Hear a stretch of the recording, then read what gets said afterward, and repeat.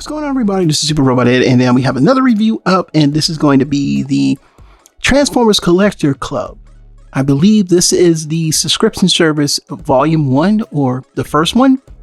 This is the Timelines Slipstream.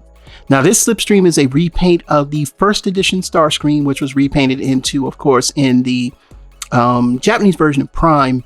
They were repainted into Skywarp and Starscream. Skywarp and Thundercry. The only way you can get the first edition Starscream in the blue or black and purple color is, so this is the jet mode. It is nice. It is Prime.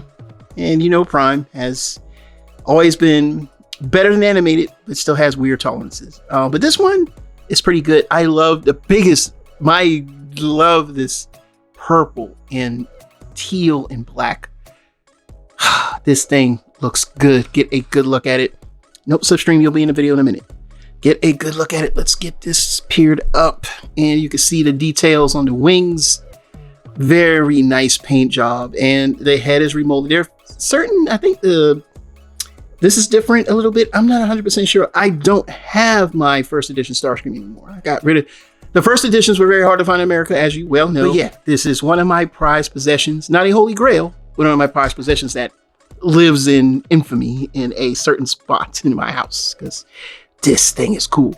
Now, the fact that this is a female Transformer means a lot to me, because the mold for the Earthrise Starscream does do a feminine looking robot justice, which it's so weird how that happens. But and if you mistransform her, you get a nice sleek look. Now, I don't like folding the arms up, but when I show you my version of the transformation, she doesn't look have that hunched over look. All right, so this is the jet mode, and it's pretty much a same size as Windblade. And the thing that's cool is, you know, I guess you would say she is a deluxe, and she is a deluxe, and yeah, they are exactly the same size. No, the F-15s are going to be much larger than this, but you can see they're pretty much the same size, you know, through and through. Let's get a quick measurement here. Ruler. All right, and she is approximately 5 inches in length, and with the wings she's about 5 inches, and of course she is about from the hilt to 3 inches here on the rudder. All right, and so we're gonna take Windblade out the way, gonna move this ruler out the way, and we're gonna get prepared for transformation. All right, we're back by YouTube Magic, and we have Slipstream in her robot mode. Now, this is the way Starscream looks, because he has the hunched over look. So you can see it here. He has the hunched over look. This is the back. This is the front. Does have waist swivel. Let's do the articulation, and we'll show the alternate method. The wings, they kind of sit like this. The arm won't go all the way back because the wings are there, but the arm can go back pretty good.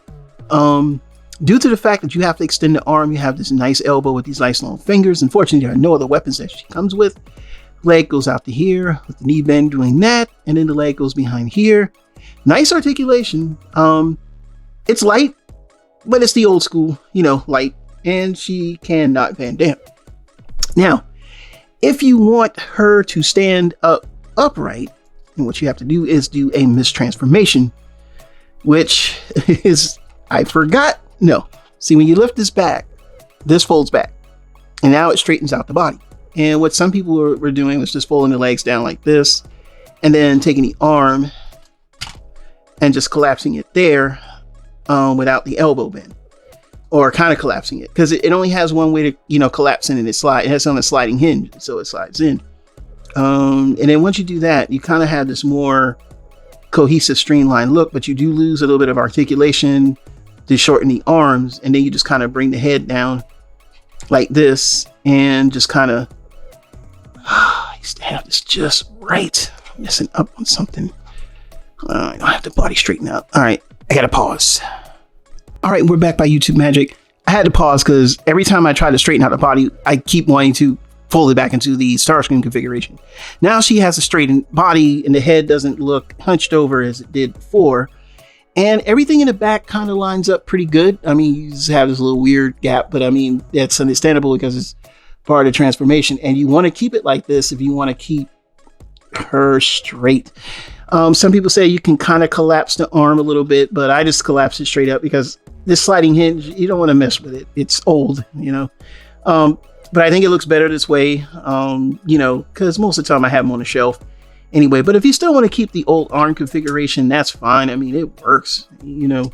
You can kind of get it halfway so you can get the elbow, but it just gets weird. So it's just the best bet, you know, if you're going to keep the elbow, just extend the arms. I mean, you know, she could play basketball or something. I don't know.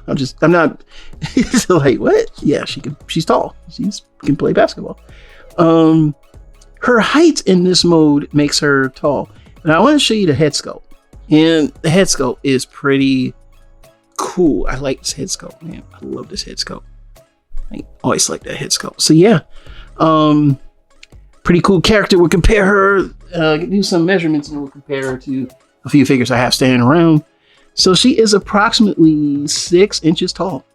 And as you straighten her out, yeah, she does get that maybe a little bit of advantage of the height. So yeah, she's definitely Voyager size. We do have some Voyager. We'll have a Commander class's Voyager size, and we have a Voyager on deck. Armada Optimus Prime, and then we have Rusty Soundwave. And you can see she's pretty much that size. I mean, yeah, she fits in well.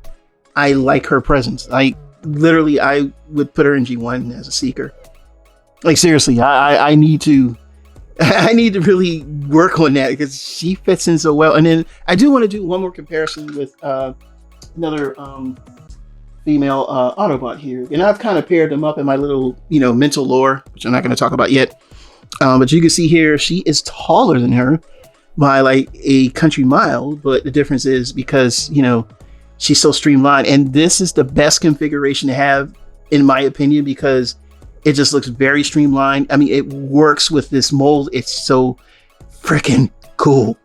And yes, for myself, because of her configuration of her body, I definitely would put her with my G1 figures. I'm sorry if that bugs you, some of y'all, because I know y'all getting y'all feelings. I don't care for G1. Well, I like G1, so deal with it.